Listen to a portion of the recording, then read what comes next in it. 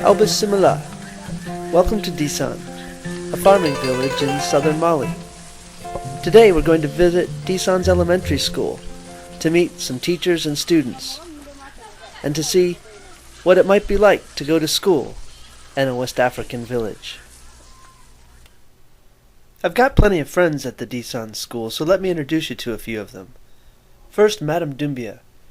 Madame Doumbia teaches the first graders, and she uses songs, rhymes, stories, and all kinds of clever ways to teach her students because they don't have textbooks or computers at the Disan school. Here she teaches them a song to learn counting.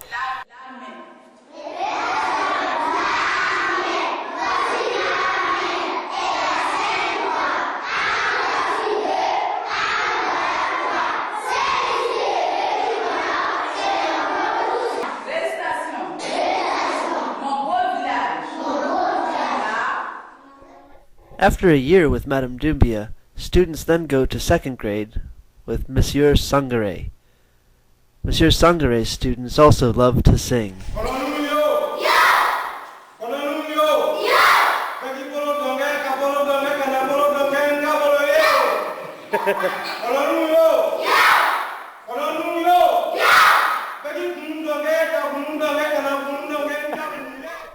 When we visit Monsieur Kone and his third and fourth graders, we see they're up to some far more serious business. Here Monsieur Kone writes the verb être, to be, on the chalkboard. He's expecting his students to then copy the verb and then conjugate it, each student conjugating the verb on their own individual chalkboard.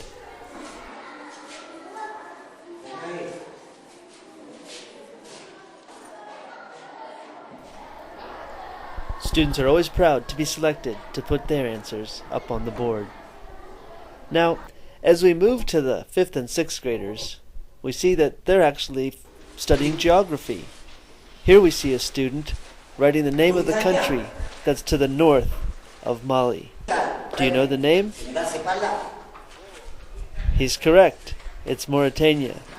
Here the teacher makes some last-minute corrections, and the student finishes his answer. So, I guess you've seen some of the classes and students and teachers at the Disan school, but there's two things the students would definitely want you to see because it's two of their favorite parts of the day. Can you guess what they might be? Well, if you're thinking gym and recess, you're thinking right. Let's check out a gym class. Here we see the teacher has actually taken all the students of the school and organized them into one giant circle. He did this so they could play a supersized chase game called Cat and Mouse. Here we see the mouse running from the cat, but as you can see they were told that they had to run in and out, weaving in and out of each and every one of their peers. Now you can imagine if we did this all day, it would have taken forever. So eventually, they changed the rules. Here we see a fast cat and a fast mouse.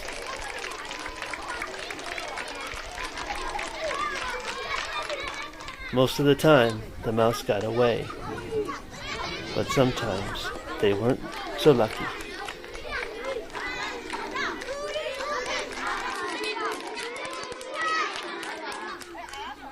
Now, when we switch into recess, we see a whole new variety of games and play.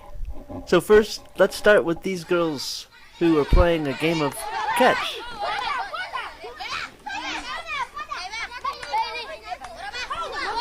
Next to the girls, these boys play a game of soccer. But if you look closely, they're playing in their bare feet. On the other side of the school, we see some of the older girls playing a game. It's actually kind of like follow the leader. One girl makes up a quick dance move, and the other girls follow. As time moves on, the girls add dancing, more drumming, clapping, and even singing to make the game more fun.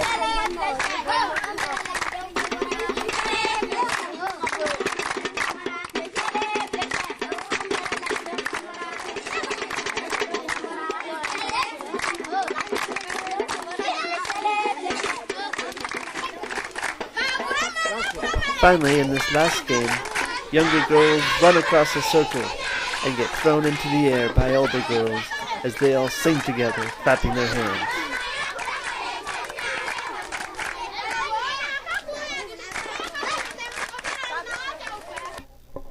A few years ago, the Desan school had 3 classrooms.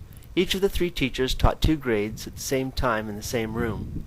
Can you imagine having to share your teacher with a different class? In 2002, I worked with African Sky, the Boonie Brownsbackers, and village leaders to build a new school to make room for 6 classes and 6 teachers, 1 for each grade. Now that it's built, the new school has increased student enrollment, and it has become an important facility for regional governance and education. People from multiple villages now travel to the school to vote in government elections. They send their students to Desan to attend classes, and every year regional schools come to Desan, where government officials now hold national graduation tests for all local 6th graders. A 6th grade education in Mali is similar to a high school degree in the U.S. in terms of it being a terminal degree. That said, many more Malians will not go to school at all. In a grassroots effort to increase access to elementary education in rural Mali, African Sky is building 10 rural schools for the year 2010. With continuing support from our U.S. school partners, our African Sky family, and the industrious teachers and students in Mali, we may not be able to save the world, but nothing can stop us from transforming lives, both at home and abroad.